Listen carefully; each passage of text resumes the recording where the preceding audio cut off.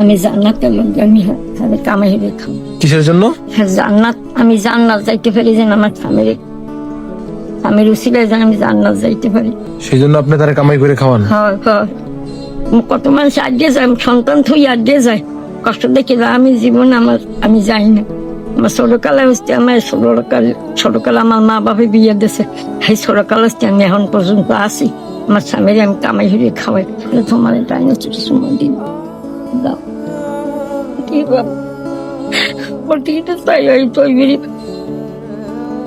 এখন রাঁধছি আমি বাড়ালো সেই থেকে লইম বাদ। আমি মুগ্ধ হয়ে গেলাম আপনারা দেখে। এই দাদির কথা শুনে আমার মনটা ভরে গেল। এই দাদি বলতেছে যে সে জান্নাতে যাওয়ার জন্য তার স্বামীকে সেবা যত্ন করে, তার স্বামীকে কামাই করে খাওয়ার। মানে কতটা গভীর কথা। সে জান্নাতে যাওয়ার জন্য সে তার স্বামীর সেবা যত্ন করে। আসলে তো সত্যি এটাই, যে স্বামীকে যদি সেবা যত্ন করে তাহলে জান্নাতে যাওয়া অনেক সহজ একটা মেয়ের জন্য, যদি তার স্বামীকে সেবা যত্ন করে। তো আমরা সবাই দোয়া করবো যেন দাদিকে তার মনের আশা পূরণ করে, আল্লাহ তাআলা যেন তাকে জান্নাতবাসী করুক। সবাই আমিন বলুন।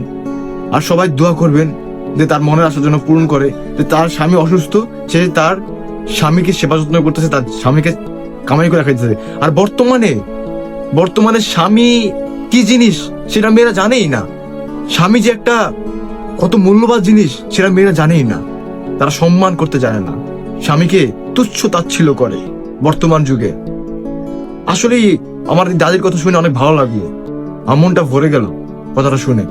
সবাই দোয়া করবেন দাদির জন্য, যেন দাদিকে আল্লাহ তাআলা বেহেশত নসিব করুক। এরকম জীবন সঙ্গী থাকলে জীবনে মনে হয় না আর কিছু লাগে।